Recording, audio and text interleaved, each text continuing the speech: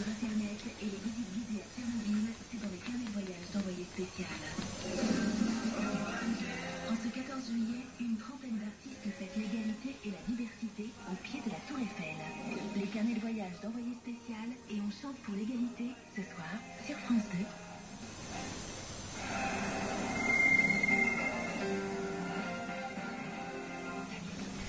2. Madame, monsieur, bonjour, bienvenue dans votre émission du 13h. Dans le journal, nous reviendrons d'abord sur le défilé du 14 juillet, endeuillé par la mort de 5 soldats français hier en Afghanistan. Un autre militaire français est mort ce matin dans la vallée d'Al-Assai.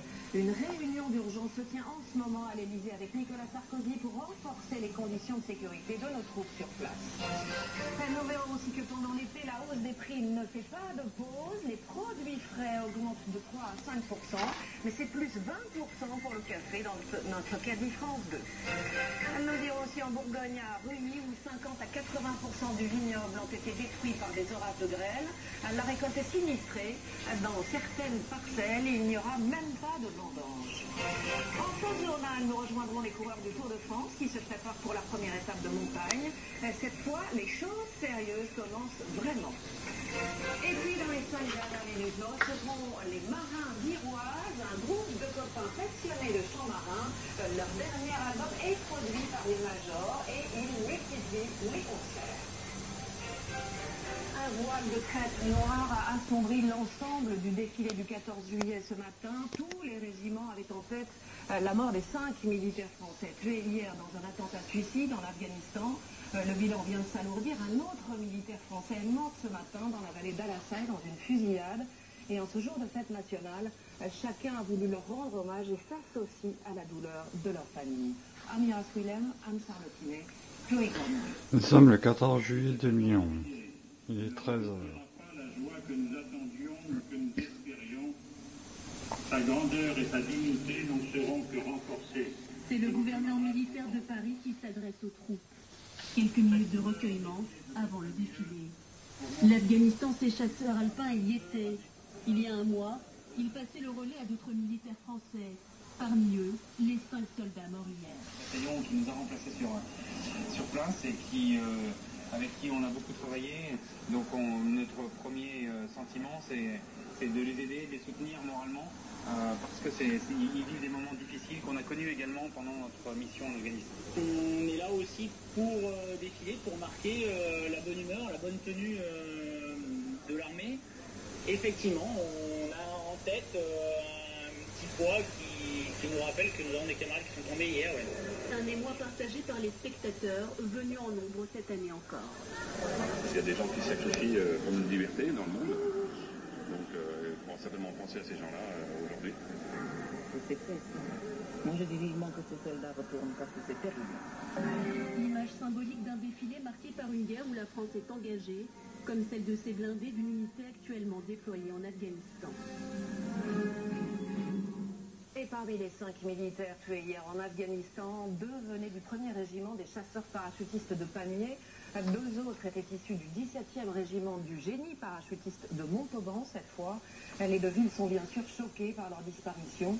Ce matin, des cérémonies de prise d'armes ont eu lieu pour leur rendre hommage. Jérôme Bonny avec nos bureaux de Bordeaux et de Toulouse. Cérémonie particulièrement émouvante ce matin à Saint-Verdun près de Pamiers, avec un détachement du 1er régiment de chasseurs parachutistes, aujourd'hui en deuil. Ils sont morts pour la France, bien loin de notre terre. Nous leur devons un respect immense. Parmi les 5 soldats tués hier, 2 appartenaient au 1er RCP. Le lieutenant Thomas Gauvin était sorti major de Saint-Cyr et l'adjudant Laurent Marsol avait déjà effectué 3 missions en Afghanistan. La population de Pamiers côtoie tous les jours les familles des parachutistes. En juin dernier, 2 hommes du même régiment avaient déjà été tués en Afghanistan. Enfin, quand même, qu'est-ce qu'ils font là-bas? Ils n'ont rien à y faire là-bas. On est touché parce qu'en moins d'un mois, ça fait 4 décès. Et ça, c'est énorme, c'est quasiment insupportable. D'abord pour le régiment en soi, pour les familles, les pauvres qui sont endeuillés. Le 17e régiment du génie parachutiste à Montauban est également frappé par l'attentat suicide d'hier qui a coûté la vie à l'adjudant-chef Emmanuel Téché, 38 ans, et à l'adjudant Jean-Marc Guénia, 36 ans. Moi, je suis terrorisée. Il n'y a pas d'autre mot. J'ai mon futur petit gendre qui est dans le régiment. Et vu ce qui s'est passé, ils vont devoir partir. Moi, je ne sais plus où on va être. La 5e victime est Sébastien Vermeil, basé à Lyon. C'est le 69e soldat français tué en Afghanistan depuis 10 ans. Et le chef de l'État l'a confirmé en fin de matinée, un hommage solennel de la nation sera rendu aux victimes de l'attentat suicide en Afghanistan, sûrement en début de semaine, mais aucune date n'a encore été confirmée. Nous rejoignons en direct de Kaboul notre correspondante Marie Forestier. Marie, bonjour. Vous l'avez appris à l'instant, un autre militaire français est mort dans une fusillade cette fois ce matin. Oui, il semblerait que ce militaire faisait partie des forces spéciales. Ce groupe de forces spéciales était arrivé en Afghanistan pour la libération des 2 otages journalistes de France 3 capturés en décembre 2009 et ils étaient restés sur place depuis. L'accident a eu lieu dans la vallée d'Al-Assaï. C'est un bastion des talibans, c'est une zone stratégique pour eux puisqu'ils viennent du Pakistan et s'en vont vers Kaboul ou vers le nord en passant par Al-Assaï. Et la plupart du temps, lorsque les soldats français tentent de mener des opérations dans cette vallée, la plupart des fois, ils sont accrochés par les insurgés, ils se font tirer dessus, ils n'ont jamais réussi à tenir durablement une des zones de la vallée d'Al-Assaï. Et l'armée française, ici en Afghanistan, sait qu'il va falloir faire des progrès sur la sécurité de la vallée d'Al-Assaï, aussi difficile que ce soit, parce que c'est incontournable s'ils veulent envisager de transférer la province de Kapisa à l'armée afghane en vue d'un retrait des forces françaises. Et manifestement, Marie, le climat de violence devient quotidien en Afghanistan. Un autre attentat suicide a eu lieu ce matin à Kandahar et c'est une cible très symbolique qui a été choisie. Oui, Kandahar, c'est le bastion des talibans et l'attentat visait une mosquée où avait lieu une cérémonie en mémoire du frère du président Karzai qui avait été tué mardi dernier. Et à cette cérémonie assistaient plusieurs ministres, plusieurs membres du gouvernement, des personnalités importantes. Le président du conseil des oulémas de la province a été tué.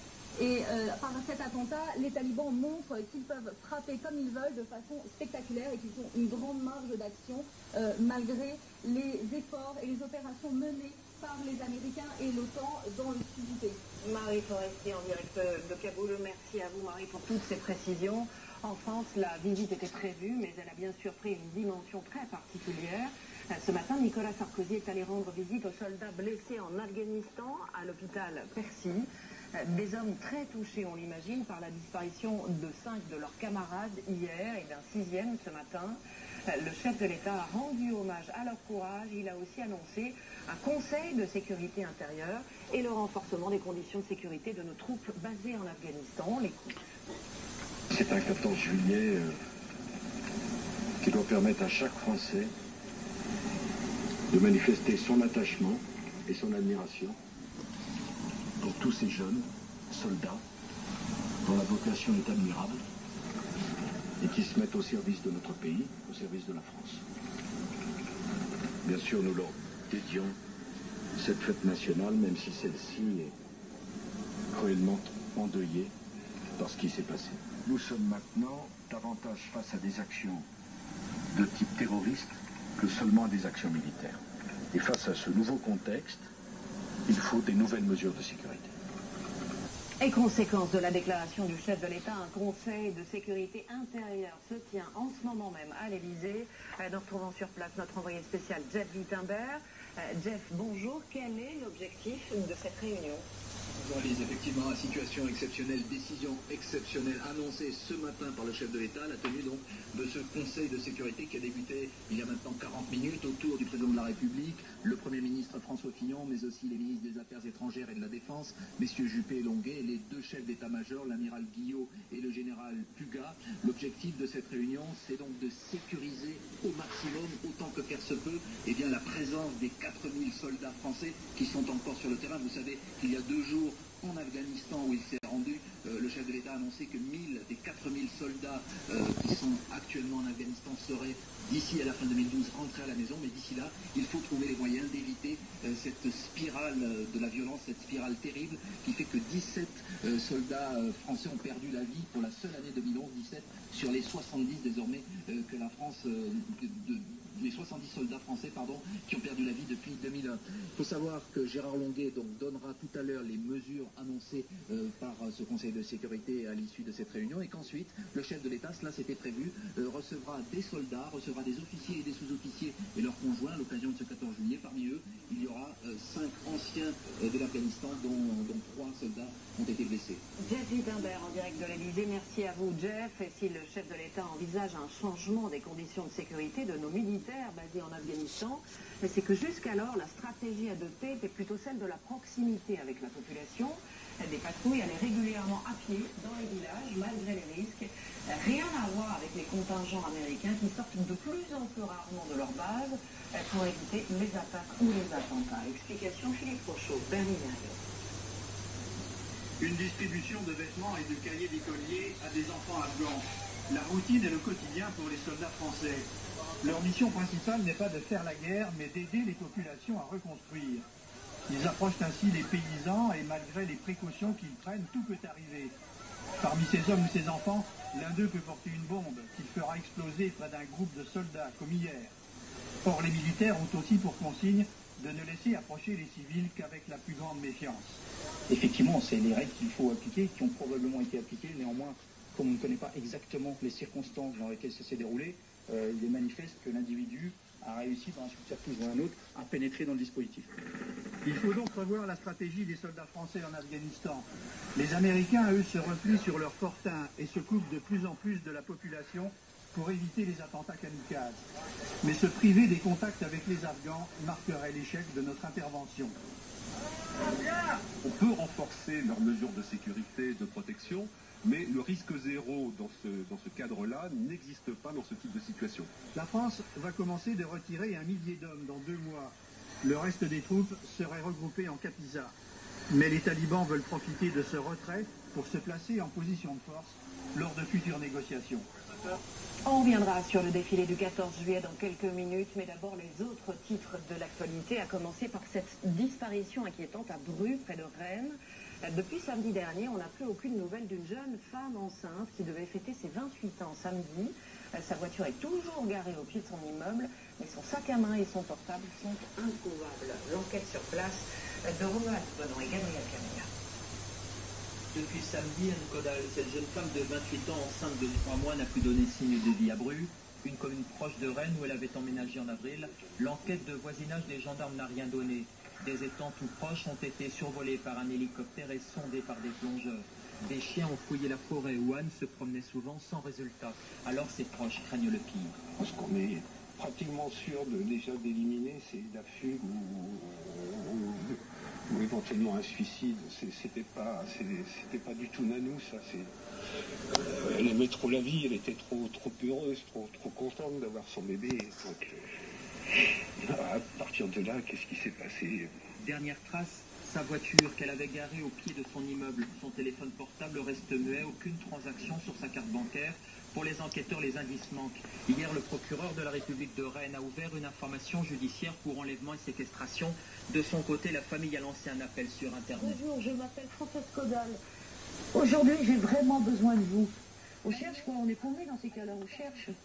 On cherche, on essaye de trouver une solution, de la retrouver. Déjà, on ne sait pas comment on va la retrouver déjà, mais au moins la retrouver. Quoi. La jeune femme, apparemment très discrète, avait prévu de fêter son anniversaire samedi. Cette autre affaire maintenant dans la Drôme où une jeune fille de 21 ans qui faisait du jogging a été agressée sexuellement par un homme qui a réussi à prendre la fuite. Elle a été frappée à plusieurs reprises mais a échappé au viol.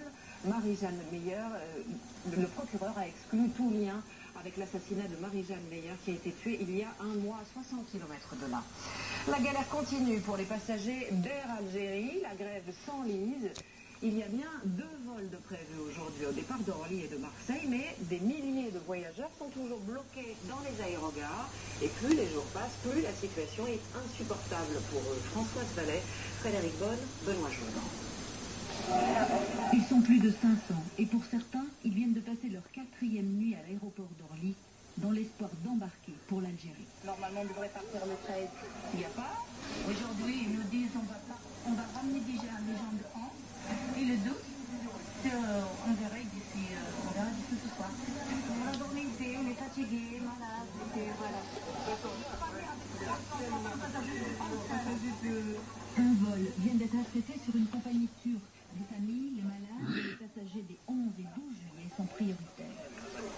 Hier soir, le ministre français des Transports est venu rencontrer les responsables d'Air Algérie et des passagers excédés par le manque d'informations. Vous savez, il y a des gens qui ont, j'allais dire, mis de côté toute une année pour partir, j'allais dire, en ce moment, et là, ils sont pris en otage, quoi. C'est un problème de Air Algérie et c'est un problème algérien, je veux dire. L'attitude, c'est d'abord de tout faire pour que les passagers qui sont bloqués ici soient, je veux dire, le moins inconfortables possible. Tous les aéroports desservis par la compagnie sont touchés. À Marseille, 176 passagers d'Air Algérie ont pu embarquer en fin de matinée sur un ferry à destination d'Alger. Mais ils sont encore nombreux à l'aéroport de Marignane et toujours sans information sur leur vol qu'ils ont déjà payé très cher. Vous ne prenez pas de bateau, il y a des bateaux qui sont... Oui, il y a des bateaux qui partent à Alger, mais pas avant. Et c'est une solution qui n'est pas adéquate pour moi. En arrivant à Alger, je dois payer encore un voyage et si je trouve... À Alger, le blocage se durcit. Selon la presse, Air Algérie aurait annoncé le licenciement de nombreux grévistes. Rien ne garantit qu'une issue soit trouvée rapidement à cette crise. Et nous trouvons en direct à Orly notre envoyé spécial Olivier Sibyl. Olivier, bonjour. Pourquoi cette grève s'enlise-t-elle? Eh bien parce que tout simplement les négociations entre les grévistes et la direction sont toujours au point mort. Vous savez, les stewards et les hôtesses ont entamé leur mouvement lundi midi. Ils réclament 106% d'augmentation de salaire, mais pour l'instant la direction ne leur aurait proposé que 20%. Un chiffre assez difficile à vérifier parce que par définition tout se déroule à Alger, assez loin d'ici. Par contre, il y a une information qui est absolument certaine, c'est que le trafic reste très perturbé. Ce matin à Orly, en fait, un seul avion d'Air Algérie a pu décoller à destination de Tlemcen. Pour le reste, la seule solution pour la compagnie, c'est de tenter de louer des vols auprès d'autres compagnies. Ce midi, un avion turc doit se rendre à Alger. Cet après-midi, un avion affrété auprès d'Air France devrait faire le même. Mais ce risque d'être très insuffisant pour absorber les flots voyageurs qui continuent d'affluer ici en Orly. Merci à vous, Olivier Sibyl, pour toutes ces précisions. On en vient maintenant à la crise de la dette et vous avez peut-être l'impression que seule l'Europe est concernée. Eh bien, c'est loin d'être le cas. L'agence Moody's a placé les États-Unis sous surveillance. Barack Obama doit convaincre l'opposition d'adopter un plan d'urgence avant la date butoir du 2 août prochain. Et hier soir, il s'est fâché tout rouge face au blocage. Romain Messi. Les sourires étaient encore de mise il y a 3 jours, mais cette nuit, Barack Obama a tapé du poing sur la table, excédé que démocrates et républicains ne trouvent pas de solution au problème de la dette américaine. Car ce compteur installé dans les rues de New York le montre. Depuis mai, les États-Unis ont atteint la limite de dette prévue par la loi, 14 294 milliards de dollars maximum, plus de 10 000 milliards d'euros. Si le Congrès américain ne relève pas ce plafond avant le 2 août, les États-Unis ne pourront plus emprunter d'argent ou payer leurs fonctionnaires. Situation inimaginable. Mais les républicains bloquent pour l'heure les négociations, alors Barack Obama met la pression. Si nous ne relevons pas le plafond de la dette et qu'il y a une crise de confiance sur les marchés, alors soudain, les taux d'intérêt vont augmenter et tous les Américains vont payer plus. Je vous le promets, vous n'aimerez pas cela. Pression supplémentaire, l'agence de notation Moody's menace les États-Unis de baisser sa note AAA, faute d'un accord sur la dette. Il reste 3 semaines à Barack Obama pour éviter cette issue. L'économie encore avec les chiffres de l'inflation dans l'ensemble de la zone euro. Il reste stable à 2,7% sur l'année, mais c'est toujours aussi élevé, au-dessus du seuil des 2% souhaités par la Banque Centrale Européenne. Illustration immédiate avec notre caddie France 2. Une fois de plus, nous sommes allés dans les rayons incognito et une fois de plus, les prix des produits frais augmentent de 3 à 5%. Mais pour le café, par exemple, les étiquettes flambent. Gabriel Garcia, Guillaume Beaufils. En ce début d'été, nous sommes retournés dans notre supermarché. La liste de courses reste la même, mais en 2 mois, les prix ont évolué. Le café, par exemple, il avait déjà augmenté lors de notre dernier passage. Il prend 20% pour la marque Premier Prix. Pour la grande marque, la hausse est plus insidieuse. C'est la promotion pour 2 paquets achetés qui disparaît. Autre flambée, celle de l'huile. Notre bouteille de grande marque coûte 24% plus cher. Parmi les condiments, c'est la moutarde qui ressort. En 2 mois, son prix grimpe de 8%. Au-delà de ces envolées, des augmentations plus discrètes mais nombreuses. Sur les produits laitiers, au label de supermarché en particulier, les prix de nos yaourts habituels croient de 3%. Pour le camembert, le relevé indique plus 4,5%. Notre paquet de beurre, elle, prend près de 5%. prêt toujours, nos tranches de jambon coûtent 4% plus cher. Pour finir nos courses, direction le rayon entretien. Aujourd'hui, difficile de retrouver notre lessive de grande marque et pour cause, l'emballage ici à gauche a légèrement changé. Il annonce une nouvelle formule. Sur la note, il faut surtout payer 2 € de plus, soit 20%. Résultat, ces nombreuses augmentations gonflent la facture. En 2 mois, nos courses coûtent 5 € plus cher, soit 8% de plus, bien au-dessus des chiffres de l'inflation. Les éleveurs attendaient cette carte depuis des semaines. Après la sécheresse et les intempéries, le gouvernement ouvre la voie aux indemnisations dans certaines communes de 41 départements. Ce que vous voyez s'afficher sur cette carte, c'est le Fonds national de gestion des risques qui sera appelé à débloquer des indemnités qui seront versées aux agriculteurs dès le 15 septembre prochain. Les viticulteurs de Reuilly en Bourgogne vont peut-être aussi demander ce classement en calamité agricole. Dans la nuit de mardi à mercredi, des orages de grêle ont détruit de 50 à 80% de la récolte. Certaines parcelles ont été littéralement ravagées au point qu'il n'y aura pas de vendange. Loubna Anaki, Thierry Simonet. Sur cette vidéo amateur, l'orage de grêle qui s'est abattu sur le village de Reuilly mardi soir. Il n'a duré que quelques minutes, mais les grêlons ont provoqué d'importants dégâts sur les 360 hectares de vignes. Sur la parcelle de Vincent d'Eau, les stigmates de l'orage sont encore visibles. Des milliers de feuilles déchiquetées, des baies arrachées, plus de la moitié de la récolte est détruite. Vous voyez tout ça, c'est tout éclaté, ça c'est fichu.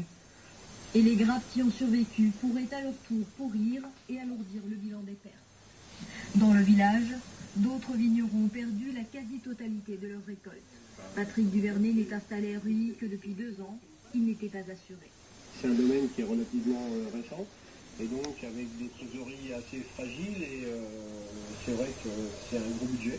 On est des vignerons, on ne sait rien faire nous, donc on va rester dans les lignes et puis on va essayer de rebondir, mais ça ne sera pas simple. C'est la 2e fois en 2 mois que Reuilly est touché par un orage de grêle. La production de cette année risque d'être divisée par 2. Les clients commencent à s'inquiéter. On a l'habitude de vendre à des clients une quantité plus ou moins régulière. Certains clients, ça sera difficile pour satisfaire leurs besoins. En attendant les vendanges, les tests qui sont passées la tour Reuilly sont pour le moment estimées à plusieurs centaines de milliers d'euros. On revient maintenant au défilé du 14 juillet et en marge de l'hommage rendu aux 5 militaires français tués en Afghanistan. Honneur a été fait aux troupes de l'outre-mer et aux pompiers de Paris qui ont fermé la marche. Comme d'habitude, il y avait beaucoup de spectateurs sur les Champs-Élysées. Claude Sampère. Le président de la République qui passe en revue les troupes, le coup d'envoi traditionnel de ce défilé du 14 juillet. Un défilé placé sous le signe du recueillement après les événements en Afghanistan. Dans la tête de tous les participants, la volonté d'effectuer un défilé parfait en hommage aux 5 soldats décédés hier. À l'honneur cette année l'outre-mer. Les militaires de la zone Caraïbe, du Pacifique et de l'océan Indien ouvrent le défilé, offrant des images inédites. Comme ce haka, la danse rituelle du peuple maori que l'on a plus l'habitude de voir sur des terrains de rugby.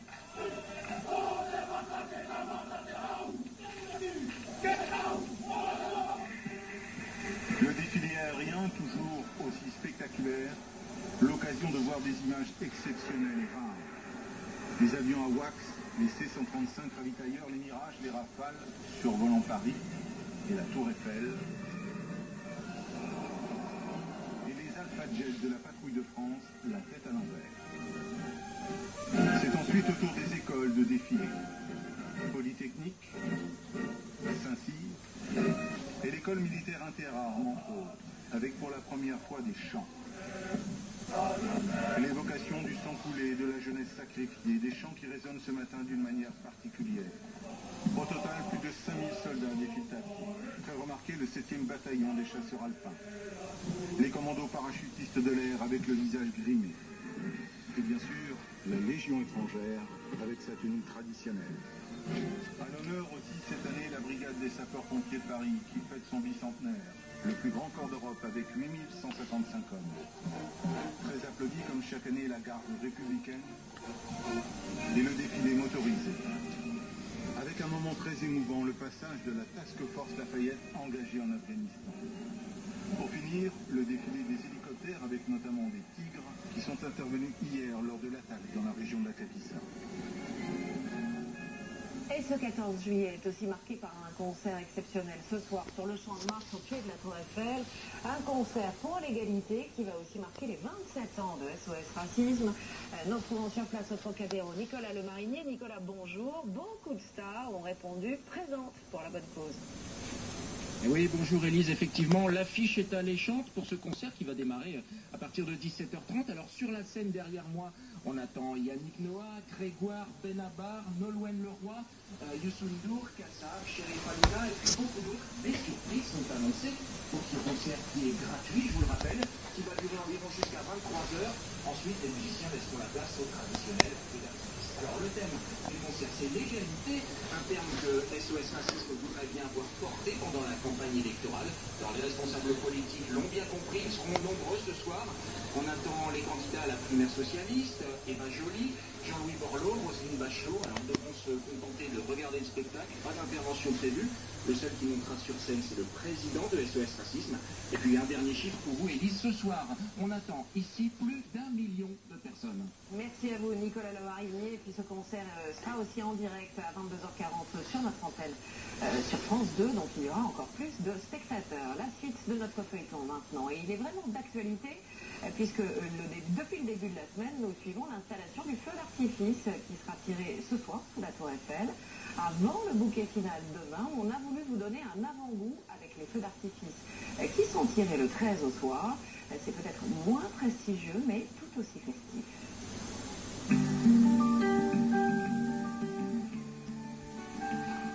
À Ville-l'Abbé, petit village de 4900 habitants à 30 km de Paris, le feu d'artifice est l'un des seuls moments où les habitants se retrouvent. Mais hélas, cette année, la météo n'est pas au beau fixe. Il pleuvine sur le stade. Pour Sylvain Magnon, l'artificier, ce n'est pas cela le plus gênant. Il y a que le vent qui nous inquiète. Pourquoi 40 km/h en certains feux, quand on n'aura pas la pluie. Là, un vent comme celui-là, on ne peut être limite. On rafale comme ça, ouais. Le risque, c'est quoi? C'est là où on n'a pas décidé qu'elle parte. Il a entraîné sa fille dans sa passion. Ils sont le oui. Ils ont en tout cas donné une image formidable du football féminin, et c'est important de le dire. Et puis, une autre Coupe du Monde se prépare pour nos rugbymen, celle-là. Ça commence au mois de septembre, mais c'est déjà la fête à Chambon-sur-Lignon, en Haute-Loire. L'équipe de France s'y entraîne cette semaine et ce matin devant le public. Jean-Christophe Jamois et Christophe Niolac. Les joueurs du 15 de France ont pris leur repère au Chambon-sur-Lignon. Après quelques jours, ils se sentent presque comme à la maison. Les résidents et les passants sont ravis. En fait, c'est rare qu'on voit des stars comme ça. Alors là, on va tester donc notre réseau, savoir si tout est conforme, si toutes les lignes sont bonnes, si tous les boîtiers électroniques répondent. 7.8, 7.9. Le boîtier 7.2 ne répond pas, soit qu'il est mal adressé, soit qu'il y a un problème de connectique. Et après, on a deux petites pannes, 7.8.8, 7.8.0. 7.8.0 est effacé. Après, là, le bloc, il est prêt à tirer. On est prêt à faire feu, comme on dit. La panne est réparée. Il n'y a plus qu'à espérer qu'elle ne se reproduise pas au pire moment. À Ville-l'Abbé, les habitants sont finalement sortis de chez eux. Le vent s'est calmé. L'ambiance commence à monter. Pour Mélodie, l'artificière, c'est le moment.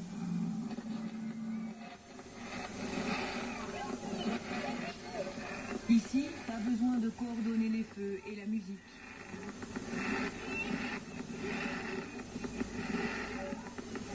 Contrairement à Paris, où tout sera informatisé, elle envoie chaque fusée manuellement.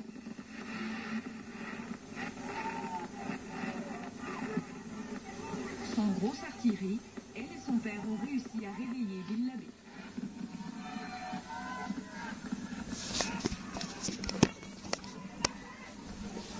Magnifique, magnifique.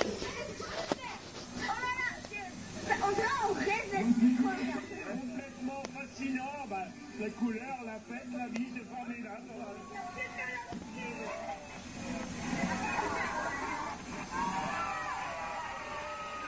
Ça s'est bien passé. Mais on a bien tiré le feu, nickel.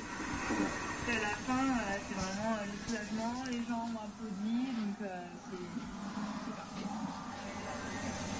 Pour elle, la nuit se termine. Pour d'autres, elle commence. 1h30 du matin. Je pense que je peux pas avoir tous les bâtiments. David Proto, le directeur artistique, entame la répétition des lumières. Il a déjà un petit nœud à l'estomac. D'après lui, c'est normal. Sans stress et sans trac, eh ben, j'ai envie de dire qu'il n'y aurait pas de plaisir à la fin du spectacle. Alors regarde bien. Ce soir, il orchestrera les feux, la musique et les lumières. Il donnera aussi son toc pour le scintillement de la Tour Eiffel. Enfin, si elle le veut bien. Bouquet final à un feuilleton signé Florence Griffon, Frédéric Faure, Gilles Truffaut et Élodie Metz. Je suis TF1, bien sûr. Demain, le Tour de France maintenant, et ce serait vraiment une bonne nouvelle si Thomas Voeckler conserve ce soir son maillot jaune de leader. C'est en effet la première étape de montagne. Elle va de Cugnot à Luzartiden, dans les Pyrénées. 211 km en tout et surtout 2 cols hors catégorie. C'est donc l'heure de vérité pour les favoris, les frères Schleck, Contador ou Cadel Evans, qui vont sans aucun doute sortir du bois aujourd'hui. À Montanzy, Frédéric Pasquet. Les leaders, ils vont certainement se mettre une petite peignée. Une peignée. Comprenez que ça va attaquer de tous les côtés. Et à quelques minutes du départ, les coureurs non grimpeurs ont de quoi angoisser à l'idée d'affronter la haute montagne. Ok les gars? Merde. Allez.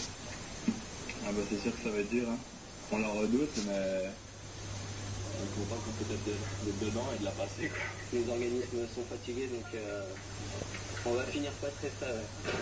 Aujourd'hui au programme, le col du Tourmalet, la montée vers Luzartiden à escalader. Terrain de jeu idéal. Pour un certain Alberto Contador, le triple vainqueur de l'épreuve est à plus d'1 minute 30 des meilleurs. Il est temps de passer à l'action. Je connais bien la montée vers Luzartiden, le Tourmalet aussi, mais Luzartiden pour attaquer c'est pas mal. Il a été frustré pendant plus d'une semaine, 10 jours, entre les chutes, le retard qu'il a perdu, Contador est pas bien, tout ça. À mon avis, il va vite régler des comptes. Quant à Thomas Voeckler, il a beau être supporté par un chaleureux public, le Français ne se fait guère d'illusions quant à son avenir en jaune. je pense qu'il y aura un autre maillot jaune ce soir, pour être honnête. Ah, ça va être trop dur pour lui, ça c'est sûr, mais bon, on le soutient tous, ouais. C'est notre petit chouchou, ouais. Allez Thomas! C'est donc parti pour 211 km d'effort avec une arrivée au sommet à Luzartiden. Et ici, tout le monde compte sur Thomas pour garder sa précieuse tunique jaune. Au départ, c'est l'histoire de quelques copains qui montent une chorale en reprenant les chants marins de leur Bretagne natale. Ils ont enchaîné les concerts du Québec à la Réunion en passant par la Finlande. Et dernièrement, une major a décidé de produire leur dernier album. Voici maintenant les invités des 5 dernières minutes. Et ces invités, ce sont les marins d'Iroise qui sont tous avec nous sur ce plateau et avec nous leurs 2 leaders, René Mandon et René Abjean. Merci vraiment d'être ici avec nous. C'est beau d'avoir une telle assemblée sur le plateau du 13h. Vous êtes quoi, 15 dans le studio là aujourd'hui? Vous êtes combien d'habitude? 17. Et combien sur scène d'habitude? 25 à peu près, ouais. Oui, ça varie entre 27 maximum, mais 20, wow, ça dépend des occasions. Comment est née cette aventure? Est-ce que c'est effectivement une histoire de copains au départ qui est devenue maintenant très très professionnelle? Avant tout, c'est une histoire de copains et le goût de chanter ensemble. Et c'est à l'occasion des Brest, de Brest 92, à l'occasion des fêtes maritimes de Brest 92, qu'est né le groupe des marins iroises. Voilà, donc nous faisions partie d'une chorale mixte. Et avec un groupe d'hommes assez conséquent, bon, voilà. Et là, vous avez sorti les femmes, c'est pas bien ça? Voilà, c'est pas bien, on les aime bien quand même. Mais on a des femmes qui jouent l'instrument des chorales. Alors racontez-nous, parce que je disais que c'était un groupe de copains au départ, maintenant c'est plus du tout ça. Non seulement vous donnez des concerts partout, je le disais en Finlande, au Québec, à la Réunion, mais en plus, une major s'est intéressée à vous et a produit votre dernier album. Oui, ça s'est développé. Bon, je dirais c'est une belle consécration de tout le travail qu'on a fait depuis 20 ans quand même. On a 20 ans, il faut dire ce qui est. Encore l'année prochaine. Oui, l'année prochaine. 2012. Et donc c'est une belle consécration pour arriver à ce niveau-là. Bon, je crois que notre valeur a été un peu reconnue, quoi. C'est bon, on n'est pas plus fiers pour autant. Vous restez modeste, mais en tout cas, c'est vrai, valeur reconnue. Vous chantiez au départ, on va dire entre guillemets, normalement, maintenant vous chantez en polyphonie, et vous êtes même allé chanter en Corse? Oui. Vous avez rivalisé avec les polyphonies corses. On a essayé, bon, on a réussi, je pense aussi. Hein. Mais on disait, vous savez, la différence entre les polyphonies corses et puis les polyphonies maritimes, bretonnes, c'est que les polyphonies corses, ils chantent avec une main sur les oreilles. Nous, on chante les deux. Alors, parlez-nous de cet album que vous venez d'enregistrer. D'abord, comment ça s'est fait l'enregistrement? Parce que vous êtes retrouvé, je crois, avec l'arrangeur de Paul McCartney. Oui. Alors, racontez-nous. Nous avons enregistré à Brest encore, toujours Brest. À Océanopolis, qui est très connu bien sûr dans le monde entier bientôt. Et voilà, on a passé une semaine de 10h le matin jusqu'à 20h le soir à chanter 12 à 15 fois la même chanson pour avoir un résultat qui je pense va faire aux auditeurs. Vous étiez un peu impressionné d'être face à l'arrangeur de Paul McCartney. Les conditions sont différentes. En fait, il a surtout apporté le côté instrumental, parce que l'arrangement est fait forcément avant pour les 4 voix d'hommes que nous avons. Alors, racontez-nous pour tous les fans de chants marins, quels sont les titres qu'on peut retrouver? C'est des tubes, on peut le dire, des grands classiques. Vous savez, des fois, moi je dis souvent, comme disait le commandant Raillier, il y a les chansons de la marine à voile et les chansons de la marine sans voile. Bon, les chansons de la marine à voile, c'est des chansons souvent très traditionnelles. Les chansons sans voile, c'est plutôt les chants que les marins chantaient dans les ports, avec des paroles pas toujours pour tous. Mais enfin bon, là, on a fait le tri quand même. Et puis, il y a aussi, je crois que des compositeurs actuels qui écrivent des chansons sur la mer. Par exemple, vous voyez, dans notre... on a un chant comme Santiano, qui est un très beau chant traditionnel, qui date dans l'Amérique. Et on a des chants beaucoup plus récents qui ne sont même pas des chants de marins, à la limite, comme Amsterdam. Alors, vous allez nous faire un grand plaisir, vous parlez de Santiano. Allez rejoindre vos copains, comme vous dites, puisque les marins d'Héroise, c'est d'abord une bande de copains. Allez-y, je vous en prie. Et vous allez nous chanter un extrait de Santiano en direct sur le plateau du Trésor de France. Les marins d'Héroise, en direct.